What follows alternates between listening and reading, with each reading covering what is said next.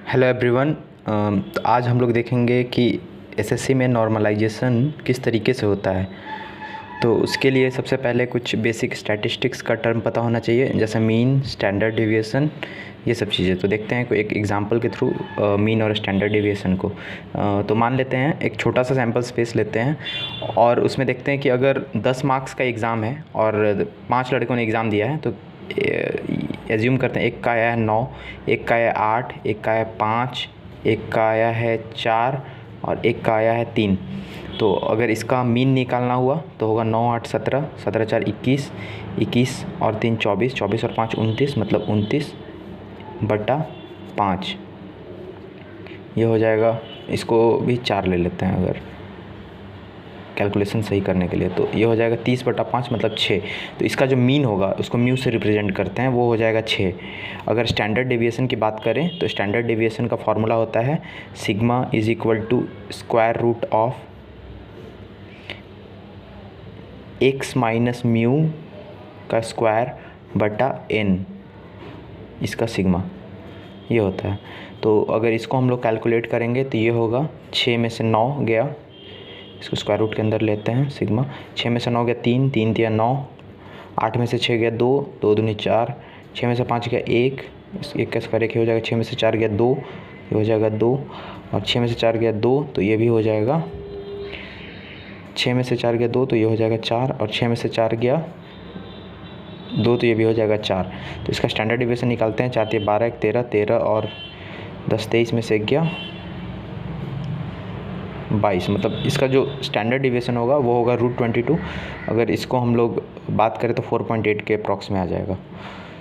तो ये होगा स्टैंडर्ड डेविएशन। अब बात करते हैं कि जब एग्ज़ाम, ये तो बहुत छोटा सा सैम्पल स्पेस हुआ, बट अगर एग्ज़ाम बहुत ज़्यादा सैम्पल स्पेस में होते हैं तो उस केस में इसका जो डिस्ट्रीब्यूशन होता है वो नॉर्मल डिस्ट्रीब्यूशन फॉलो करता है।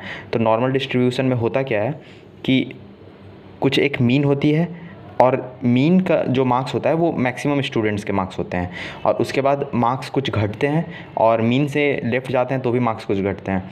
फॉर एग्ज़ाम्पल अभी एसएससी में जो एग्ज़ाम हुए थे, तो अगर मैं हार्ड शिफ्ट की बात करूं, मतलब 3 शिफ्ट थे, तो एक हार्ड, 2 शिफ्ट हार्ड थे और एक शिफ्ट काफ़ी ईजी थी। तो जो 2 हार्ड शिफ्ट थे उनके मीन मार्क्स अगर मानते हैं 130 के आसपास हो, तो उनका स्टैंडर्ड डेविएशन का जो कर्व होगा, मतलब नॉर्मल डिस्ट्रीब्यूशन का जो कर्व होगा वो इस तरीके से होगा। और अगर हम लोग बात करें हार्ड शिफ्ट की, तो उनके एवरेज मार्क्स अराउंड 180 जाने वाले हैं। तो 180 में उनका जो स्टैंडर्ड डेविएशन का जो कर्व होगा, मतलब नॉर्मल डिस्ट्रीब्यूशन का जो कर्व होगा, वो कुछ इस तरीके से जाने वाला है, इस तरीके से जाने वाला है। ठीक है, तो नॉर्मल डिस्ट्रीब्यूशन का कर्व। अब बात आती है इस केस में हम लोगों को, मतलब स्टैंडर्ड डेविएशन मतलब कैसे कैलकुलेट किया जाता है। तो इसके केस में क्या होता है कि अगर हम लोग म्यू प्लस सिग्मा लेते हैं, अगर एक मार्क्स लेते हैं म्यू प्लस सिग्मा और एक मार्क्स लेते हैं म्यू माइनस सिग्मा, तो इसके बीच में 68.4% स्टूडेंट्स के 68.4% स्टूडेंट्स के मार्क्स आ जाते हैं, तो वो उसका स्टैंडर्ड डेविएशन हो जाता है। फॉर एग्जांपल अगर यहाँ पे अगर हम लोग 20 बात करें तो 130 + 20 150, और इधर 20 माइनस करेंगे तो 110। तो अगर 110 से लेके 150 के बीच में अगर 68.4% स्टूडेंट के मार्क्स आ जाते हैं तो वो उसका स्टैंडर्ड डेविएशन हो जाएगा। तो जब भी शिफ्ट हार्ड होती है तो मार्क्स का जो वेरिएशन होता है वो काफ़ी स्कैटर्ड होता है।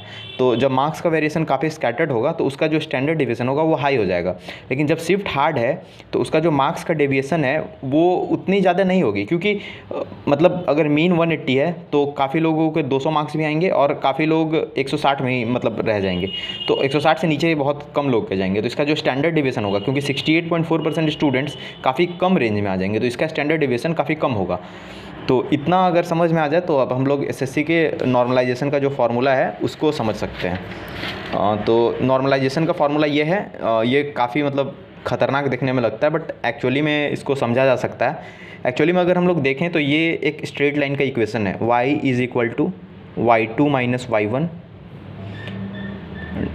इसको कंपेयर कर सकते हैं एक स्ट्रेट लाइन के इक्वेशन से, x2 - x1 × x - x1 plus some constant C. अब बात करते हैं कि ये सारे चीज़ें क्या है, y2 y1 x2 x1 x1 x और c। तो ये आपके मार्क्स हैं, ये आपके नॉर्मलाइज्ड मार्क्स होंगे, और ये जो c है ये सारे शिफ्ट के लिए कांस्टेंट होंगे। और ये जो c होता है वो होता है कि जो शिफ्ट सबसे इजी है उस शिफ्ट के मीन और स्टैंडर्ड डेविएशन का सम, ये सी होता है। फॉर एग्ज़ाम्पल अगर वो हम लोग सब इस अभी मतलब 18th की शिफ्ट सबसे इजी थी, तो उसके जो मीन और स्टैंडर्ड डेविएशन का सम होगा वही सी हो जाएगा। अब बात करते हैं y2। तो y2 होता है ओवरऑल जितने भी स्टूडेंट दिए हैं उसके 0.1% स्टूडेंट्स के मीन कितने होंगे, तो ये होता है y2। ये y1 होता है कि ओवरऑल जितने भी स्टूडेंट्स दिए हैं उन सब का मीन ये कितना होता है, उन सब का मीन और स्टैंडर्ड डेविएशन का सम होता है। और x2 होता है कि आपके शिफ्ट में, आप जिस शिफ्ट में अपीयर हुए हो उस शिफ्ट में 0.1% स्टूडेंट्स के कितने मार्क्स आए हैं।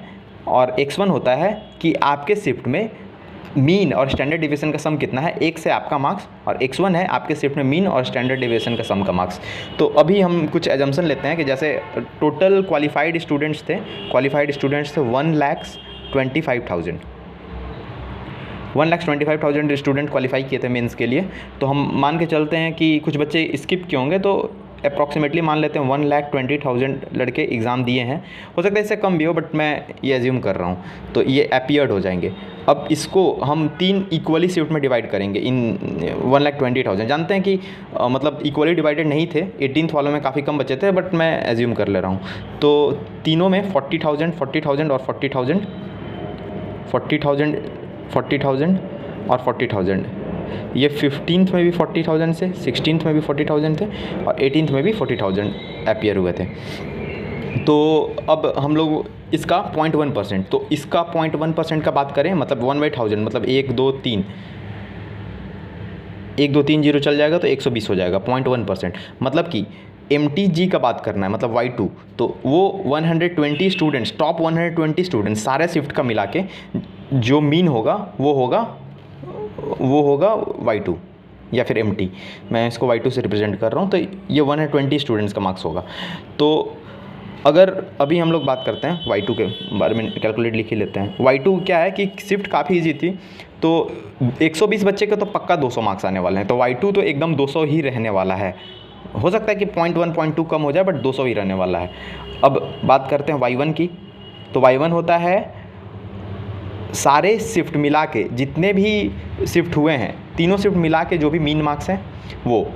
तो उसको कैलकुलेट करने के लिए हम क्या करेंगे कि सबसे पहले ले लेंगे कि मीन, जो मतलब रेमो सर का जो एनालिसिस था उसमें जितना मीन आया था मैं वही लेता हूँ। तो 15 के शिफ्ट में जो मीन है और स्टैंडर्ड डेविएशन है वो लेता हूँ। तो 15 के शिफ्ट में मीन जो है 15, 16 और 18, तीनों का मीन और स्टैंडर्ड डेविएशन ले लेते हैं कुछ ना कुछ। तो जो 15 के शिफ्ट में जो मीन था वो था अराउंड 135, और 16 के शिफ्ट में था 140, और 18 के शिफ्ट में था मीन 175। ठीक है, तो स्टैंडर्ड डेविएशन इसके ज़्यादा होने वाला है, 15 वाले शिफ्ट के ज़्यादा होने वाले हैं, क्योंकि 135 ही स्टूडेंट्स 135 है और मार्क्स काफ़ी स्कैटर्ड होंगे। जब स्कैटर्ड होते हैं तो स्टैंडर्ड डेविएशन ज़्यादा हो जाता है। तो इसका जो स्टैंडर्ड डेविएशन होगा अराउंड 20 होगा, अराउंड 20, ये मैं मान रहा हूँ। हो सकता है 15 हो 17 हो, ऐसा होगा। इसका भी अराउंड 20 वही होने वाला है, और इसका हाफ होगा। मतलब ये काफ़ी कम स्कैटर्ड था, मतलब मैंने बताया था कि ये काफ़ी कम स्कैटर्ड होते हैं, तो इसी चलते इसका कम होता है। तो इसका स्टैंडर्ड डेविएशन हम 10 मान लेते हैं। अब y1 बात करते हैं, तो ये इन तीनों का मीन, तो इन तीनों का मीन करेंगे तो हो जाएगा 17, और ये हो जाएगा 30, 40, मतलब 145 के अराउंड ही आ जाएगा, 150 के अराउंड मान लेते हैं इसको। 150 के अराउंड आ जाएगा। ठीक है, तो ये y1 हो जाएगा 150। अब बात करते हैं अब तीनों शिफ्ट के लिए x मतलब अगर हार्ड शिफ्ट बात करते हैं, अगर 15th के लिए बात करें तो ये y2 माइनस y1 है, वो सब तीनों शिफ्ट के लिए सेम ही होने वाला है। बट ये जो x2 माइनस x1 है ये हर शिफ्ट के लिए अलग होने वाला है। तो अगर 15th के लिए x2 माइनस x1 की बात करें तो x2 होता है आपके शिफ्ट के टॉप 0.1%। तो आपके शिफ्ट के मतलब 40,000 अपीयर किए हैं, तो 40 बच्चों के जितना मीन होंगे। तो 40 बच्चों के मीन, कोई भी शिफ्ट कितना भी हार्ड हो, जो टॉपर होते हैं वो अच्छे मार्क्स ले ही आते हैं। तो अगर हम लोग x2 की बात करें तो 15th की भी x2 190 चली ही जाएगी, मतलब 40 बच्चे का मीन तो 190 आना ही आना है, उससे ज़्यादा ही होगा, इससे कम नहीं होगा। और अगर x1 की बात करें तो इसका आपके शिफ्ट का मीन और स्टैंडर्ड डिविएशन का सम, तो 15 का मीन है 135 और स्टैंडर्ड डिविएशन है 20, तो ये दोनों का सम करेंगे तो आएगा 155। तो 155 तो इसका हो जाएगा 35। अगर 16th की बात करें x2 माइनस x1 की, तो ये भी मतलब वही रहने वाला है, 191 192 होगा, तो 192 मान लेते हैं, और इसका ये हो जाएगा 160, तो ये हो जाएगा 32। ठीक है। अगर 18th की बात करें तो 18th का x2 माइनस x1 का बात करते हैं, तो 18th का जो x2 है टॉपर, तो ये तो 200 ही आने वाला है, और x1 की बात करें तो 175 और 10 185, मतलब ये होगा 15। ठीक है। अब आते हैं तीनों का फार्मूला पे लिख देते हैं। तो 15th के लिए जो फार्मूला होगा ये हो जाएगा y इज़ इक्वल टू, अच्छा ये जो है, ये जो c है वो है टॉप, मतलब जो सबसे ईजीएस्ट शिफ्ट है उसका जो सबसे ईजीएस्ट शिफ्ट है उसमें मीन और स्टैंडर्ड डिविएशन का सम है। तो सबसे ईजीएस्ट शिफ्ट का मीन हम लोग माने हैं 175 और स्टैंडर्ड, तो ये हो जाएगा 185। ठीक है। तो अब जो भी होगा 185 में से बढ़ने वाला है या घटने वाला है, अगर ईजी शिफ्ट हुआ तो मतलब घट भी सकता है, तो उसके अकॉर्डिंग करेंगे। तो अगर 15 के लिए बात करें तो ये हो जाएगा 185 plus y2 minus y1 divided by x2 minus x1। तो यहाँ से y2 माइनस y1 की बात करें तो y2 माइनस y1 हो गया 50, तो ये हो जाएगा 50 by 35 into x minus x1 की बात करें तो 155, तो ये हो जाएगा 5 7, मतलब 185 प्लस 1.4 इंटू x माइनस 155, ये हो जाएगा 15th के लिए। अगर 16th के लिए वैसे ही कैलकुलेट करें, 16th के लिए जो y होगा वो हो जाएगा 185 प्लस y2 माइनस y1 है 50 बटा 32 इंटू x माइनस 160। ठीक है। तो ये हो जाएगा, 2 से काट देते हैं 16, 2 से 25, इसको काटेंगे तो 16 कम 16 9 5 1.5 हो जाएगा इसका।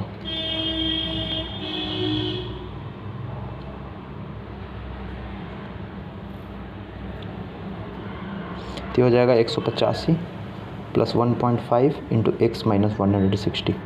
ठीक है। और अगर इसका बात करें सबसे ईजीएस्ट शिफ्ट का, तो हो जाएगा y is equal to 185 plus, अच्छा y2 माइनस y1 जो है वो है 50 बटा x2 माइनस x1 जो है वो है 15 इंटू एक्स माइनस इलो का हो जाएगा 185। ठीक है। तो ये हो जाएगा 3.5 से दिया 5 से 10 बार में, तो हो जाएगा 3.3, तो ये हो जाएगा 185 प्लस 3.3 इंटू एक्स माइनस 185। ठीक है।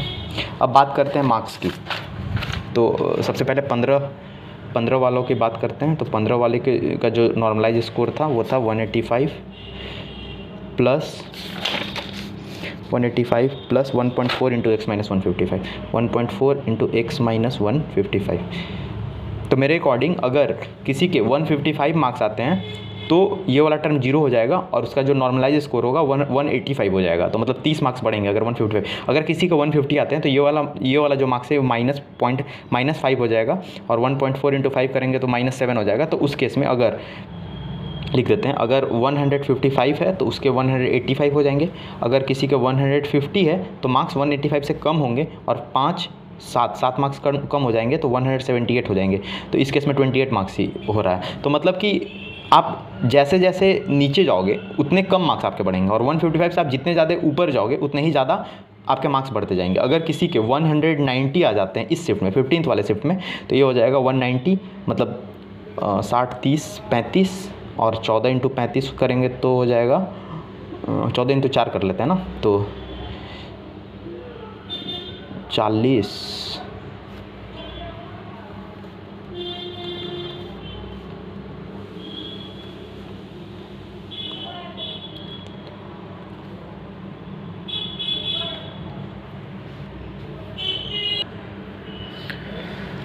तो 14 इंटू 35 करेंगे तो अप्रॉक्सीमेटली 50, मतलब कि टॉपर्स के काफ़ी ज़्यादा मार्क्स बढ़ने वाले हैं। तो देख रहे हैं कि जो एवरेज स्टूडेंट है उन लोगों को उतना ज़्यादा फ़ायदा नहीं हो रहा है, बट अगर टॉपर की बात करें तो इसका मार्क्स हो जाएगा 240 190 वालों का। तो जो टॉपर्स हैं जो हार्ड शिफ्ट के, उनको काफ़ी ज़्यादा फ़ायदा हो रहा है, तो उनके लिए तो काफ़ी अच्छा है अगर 15-16 को मिला है। बट जो एवरेज स्टूडेंट है जो 150-155 के अराउंड में स्कोर करेंगे तो उनका मतलब 185, और जो कम स्कोर करेंगे मतलब 130-120, उन लोगों के तो मतलब एकदम बर्बादी हो गए हैं। तो ऐसा होने वाला है, वही केस 16th में भी होने वाला है। 16th का फॉर्मूला होगा 185 प्लस ये जो इसका स्लोप था वो था 1.5, तो ये है 1.5 इंटू x माइनस 160, मतलब कि अगर 16th वाले शिफ्ट में अगर किसी के 160 मार्क्स आते हैं, 160 आते हैं, तो उसके 185 पहुंच जाएंगे। मतलब इसके 25 मार्क्स बढ़ रहे हैं, इसमें 30 बढ़ रहे थे, और जितने ऊपर जाते जाएंगे उस हिसाब से मार्क्स बढ़ेंगे। अगर इसमें देखते हैं कि अगर किसी के 190 आते हैं तो इसके 45 मार्क्स बढ़ेंगे, तो 190 में 45 करेंगे तो इसके 235 होने वाले हैं। और अगर किसी के 140 आते हैं तो 140 में काफ़ी कम हो जाएगा, मतलब ये 20 हो जाएगा माइनस में, तो 20 हो जाएगा। तो अगर 20 होगा तो इसके काफ़ी कम बढ़ने वाले हैं, मतलब इसमें से 30 घट जाएगा, तो मतलब 165 हो जाएगा। तो मतलब जितने कम मार्क्स आएंगे उतने कम बढ़ने वाले हैं। तो एवरेज स्टूडेंट के लिए तो मतलब एकदम बेकार ही है। अगर बात करते हैं 18th की, तो इसका था y is equal to 185 plus इसका स्लोप जो था वो आया था 3.3, तो इसका स्लोप काफ़ी ज़्यादा आया था, ये था 3.3 इंटू x माइनस 185। तो इसके केस में अगर किसी के 185 से ज़्यादा मार्क्स आते हैं तो उनके मार्क्स बढ़ेंगे, 185 से कम आते हैं तो उनके मार्क्स घटेंगे भी। तो अब ये पता नहीं कि 185 होने वाला है नहीं, ये तो एक्चुअल डेटा से पता चलेगा, बट मैं ये एज्यूम कर रहा हूँ जो रेमो सर का मतलब ये था उसी को। तो अगर इसको देखते हैं तो ये 185 किसी का आता है तो उसका 185 ही रह जाएगा। अगर किसी का 190 आता है तो 5 बढ़ जाएगा, मतलब 15 नंबर फिर भी बढ़ जाएंगे। तो 190 में 15 में तो फिर भी उसके 200 से ऊपर चले जाएंगे, तो इनको काफ़ी ज़्यादा फ़ायदा होने वाला है। तो अब यही है, अब देखते हैं, पता नहीं क्या होने वाला है। आई होप नॉर्मलाइजेशन के बारे में थोड़ी बहुत क्लैरिटी मिली होगी कैसे होने वाला है, और क्या सजेशन है कि इसको और भी ज़्यादा बढ़िया किया जा सके, वो कमेंट में ज़रूर बताइएगा। Thank you.